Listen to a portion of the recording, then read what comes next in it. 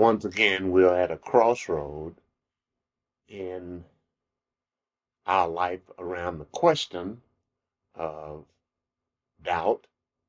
Do we doubt or do we believe? And oftentimes we are faced with these arrows going in different directions.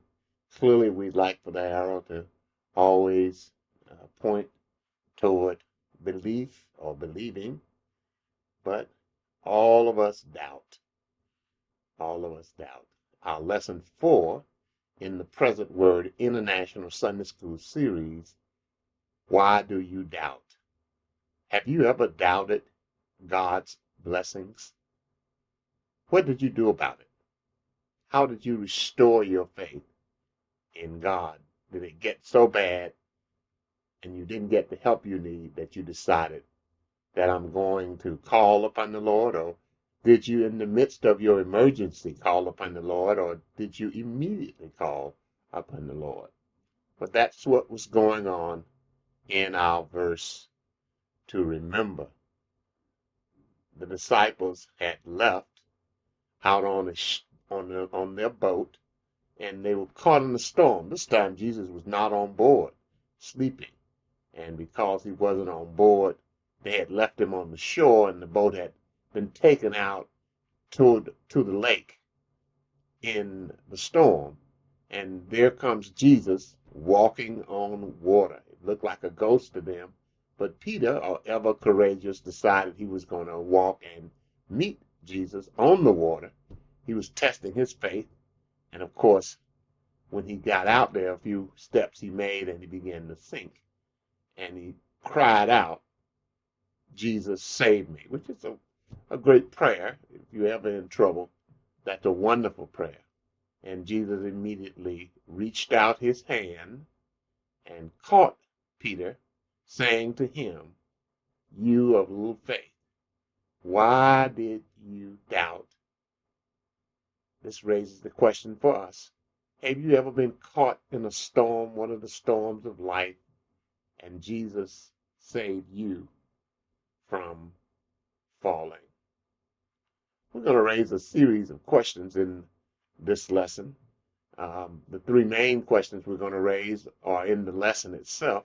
Again, we encourage you to expand on our lessons by going to Utqiagvik, that's Utqiagvik,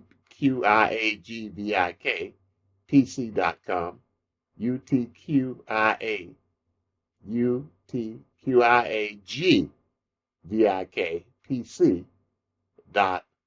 and there you want to go to events, and you'll see our adult Sunday school class materials. If you'd like to be sent a copy of those materials, you just need only reach out to Joseph.Reid, R-E-I-D, the number 5, at gmail.com. That's Joseph.Reid, the number 5, at gmail.com.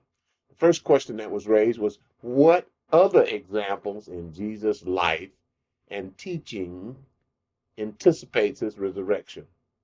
Then it gives some examples.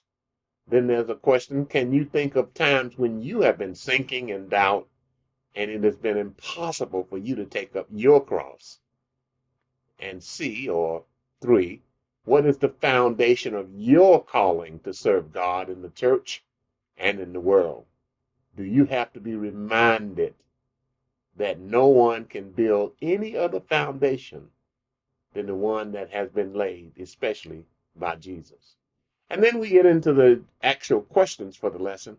What do you feel when you imagine the scene of crossing the sea in a storm, as the boat was caught in the midst of a storm with the disciples on board? This time Jesus was not there.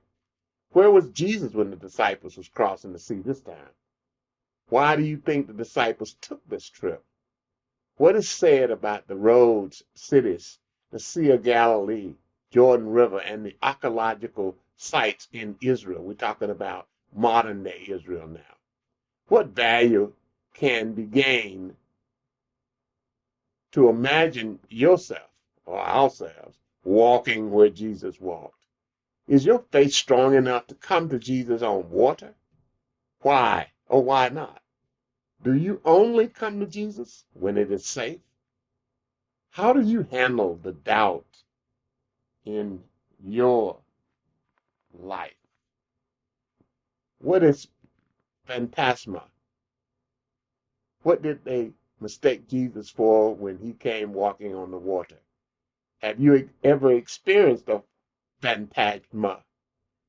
Where else did some of Jesus' followers have a similar experience? Why do the words Jesus used to calm the fears of the disciples have theological significance? Why are miracles so closely related to who Jesus was? Which one of the Gospels highlighted the role of one of the disciples over the others? Who was that disciple? 13. Who is Peter? Compared to in Matthew's Gospel only. Question 14. Peter cries out for Jesus to save him when he tries to walk on water and begins sinking. How is this a metaphor for what Jesus can do for us? Question 15. How important was Peter to the mission of Jesus? Question 16. Why is Peter a model of faith and a lack of faith, both? And question 17.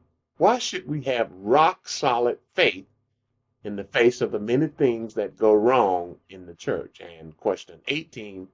How many times should we be forgiven when we doubt or lose faith?